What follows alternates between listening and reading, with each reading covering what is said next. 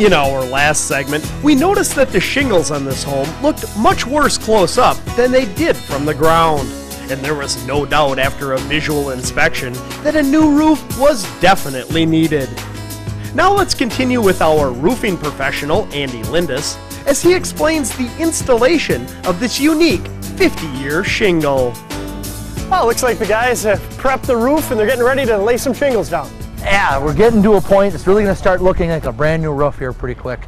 You know, got it all removed, inspect the roof decking, made sure that the step flashing was done properly. You know, earlier I was talking that this is where they had the leak in the house. Sure, where the new addition tied into the old house. Yeah, well, that step flashing wasn't done properly, so that had to be redone. Ice and water shield, new shingles are going on there, so they can ensure, no matter if they even get an ice dam again on this roof, which they're probably not going to because we're putting all new insulation, they're not going to have a leak.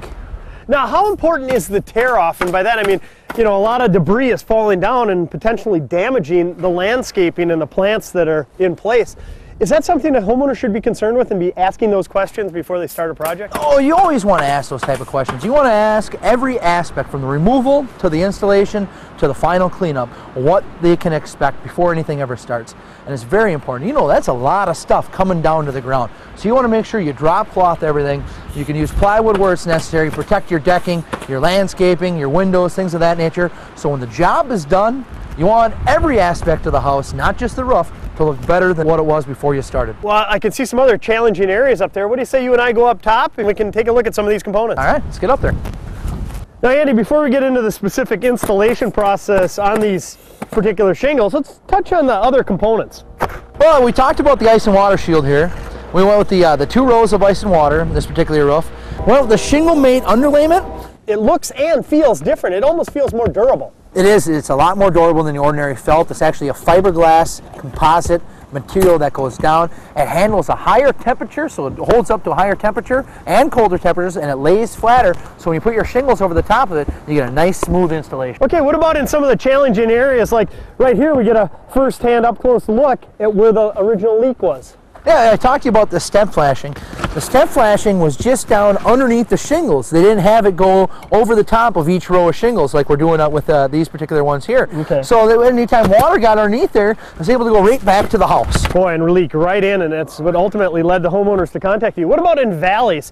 This is a traditional, very challenging area to make sure that it doesn't leak. It looks like you went with a lot of ice and water shield. You know, this is, again, another line of defense. Of course, we're going to put a W valley in here. Same color the shingles are, so it's going to look nice.